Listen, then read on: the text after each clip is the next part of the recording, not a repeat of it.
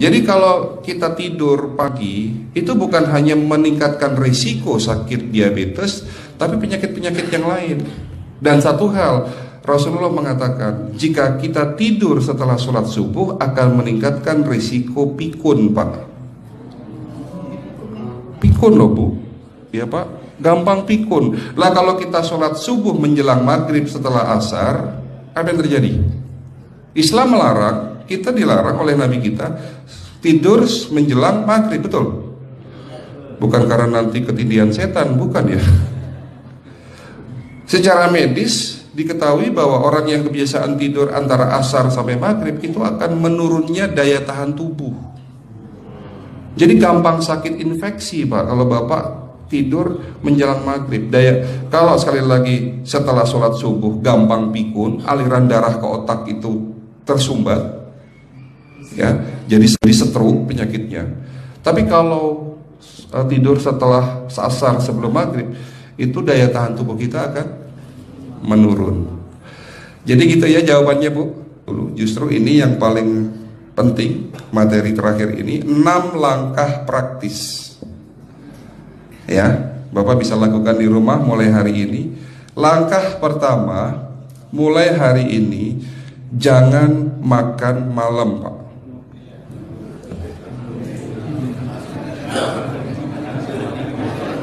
Ya,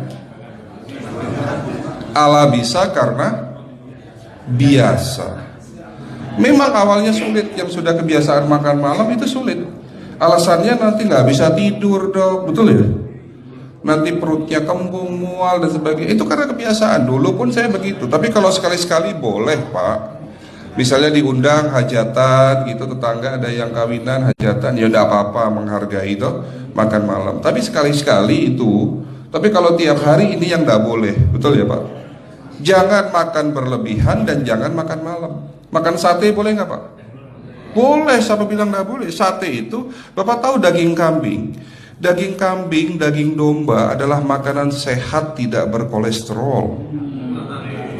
Yang kolesterol itu lemaknya, Pak. Tapi kalau Bapak makan daging murni, dagingnya tok, ya sehat, Pak. Yang nggak boleh itu santannya.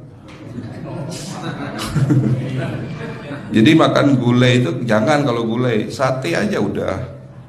Ya, ataupun dibuat apalah, dibuat empal. Ya. Oke, itu yang pertama. Yang kedua, tolong catat. Jangan tidur larut malam, Pak. Batasan tidur jam berapa, Pak? Jam 11 paling telat. Harus sudah tidur. Kenapa? Apa penjelasan medisnya? Orang yang tidur di atas jam 11 akan terganggu fungsi livernya, Pak. Dimana liver kita ini fungsinya banyak. Ya, ada 500 fungsi liver loh, Pak. Fungsi jantung ada berapa, Pak? Fungsi jantung 1. Fungsi jantung tugasnya untuk mompa darah. Fungsi ginjal ada berapa? 2. Absorpsi dan filtrasi. Fungsi liver 500 fungsi. Jadi organ yang paling berat dalam tubuh kita kerjanya adalah liver. Liver akan rusak manakala kalau kita tidur di atas jam 11 malam. Berarti 500 fungsi liver bisa rusak, Pak. Ini salah satu penyebab diabetes. Bukan hanya kerusakan pankreas, tapi rusaknya liver bisa jadi penyakit diabetes, Pak.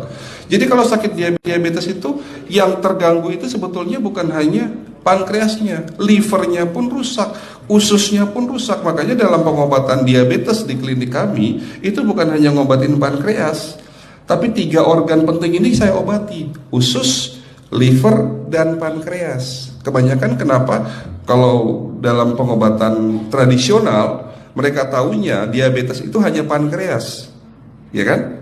Tapi di sini dalam pengobatan holistik, orang yang kena liver itu 3 organ ini pasti rusak: usus, liver, dan pankreas. Salah satu penyebab dari kerusakan liver akibat kebiasaan tidur larut malam. Jadi salah satu penyebab diabetes pun bisa karena tidur larut malam. Ya, batasan tidur jam berapa? Sekali lagi, jam 11 harus sudah tidur pulas. Jadi jam 10, setengah 11 paling lambat kita harus tidur pulas. Nanti setelah jam 1 boleh bangun. Yang penting jam 11 sampai jam 1 ini harus tidur pulas. Jadi kalau Bapak mau sholat tahajud jam 2 setengah 3 ya monggo. Ya. Oke, itu yang kedua. Yang ketiga, air putih Pak dijaga 2 liter sehari. Bagaimana cara minumnya yang baik? Rasulullah sudah ngajarin kita ada 6 sunnah. Harus duduk, pakai tangan kanan, seteguk demi seteguk, membaca basmalah di saat minum, diakhiri dengan alhamdulillah, kan begitu. Ya, pagi hari minum 1 gelas bangun tidur sebelum sholat subuh. Setelah sholat subuh boleh teh, tapi juga dibilas dengan 1 gelas air putih. Sebelum mandi nanti Pak, minum air hangat.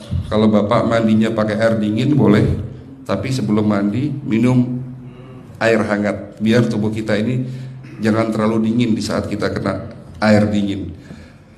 Sampai maghrib pastikan 2 liter sudah masuk dalam tubuh kita.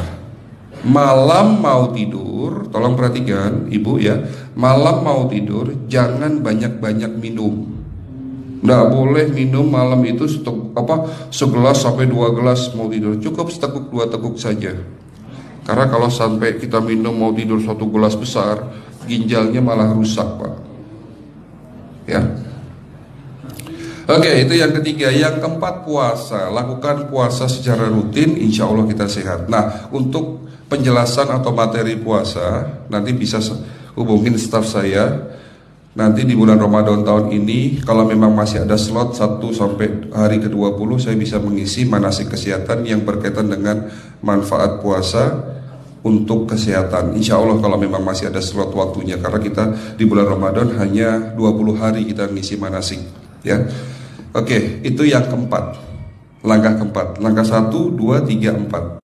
Langkah kelima. Nah, sebelum saya menjawab yang kelima, saya ingin membacakan sebuah sabda Rasulullah. Rasulullah bersabda, di dalam tubuhmu ada segumpal daging. Jika segumpal daging itu sakit, akan sakitlah seluruh tubuhmu. Dan jika segumpal daging itu rusak, akan rusaklah seluruh tubuhmu. Apa itu segumpal daging? Segumpal daging itu adalah hati. Tapi ternyata yang dimaksud Rasulullah itu bukan liver Pak. Yang dimaksud Rasulullah adalah hati kita, roh kita, jiwa kita, perasaan kita. Kalau hati kita rusak, kita banyak penyakit hati, iri, dengki, sombong, takabur dan sebagainya. Penyakit fisik akan muncul dalam tubuh kita. Ya, tidak ada orang stres itu sehat, betul enggak Pak? Tidak ada orang yang suka marah-marah itu sehat, betul enggak? Bahkan Rasulullah mengajar senyum adalah ibadah. Senangkan orang lain, permudah urusan orang lain, insya Allah kita sehat. Ya, jadi itu langkah ke-5. Langkah 1 sampai langkah ke-5 sifatnya individual, Bapak bisa lakukan sendiri di rumah. Tapi langkah ke-6 ini butuh bantuan pihak dokter atau rumah sakit. Kira-kira langkah ke-6 apa Pak?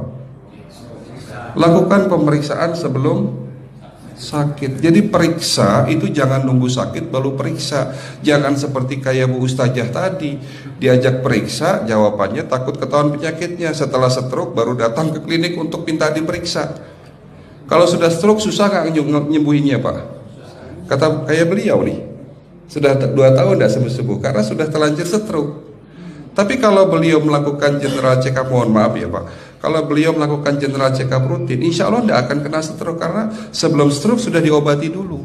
Karena stroke ini bisa kita lihat dalam scanning dengan alat yang saya punya, insya Allah kelihatan ini. Oh, ini sudah mulai ada tanda-tanda mau penyumbatan, buru-buru diobati. Memang takut Pak, tapi pesan saya jangan takut. Ya, lakukan pemeriksaan supaya kita tahu, supaya kita kenal. Gitu ya Pak.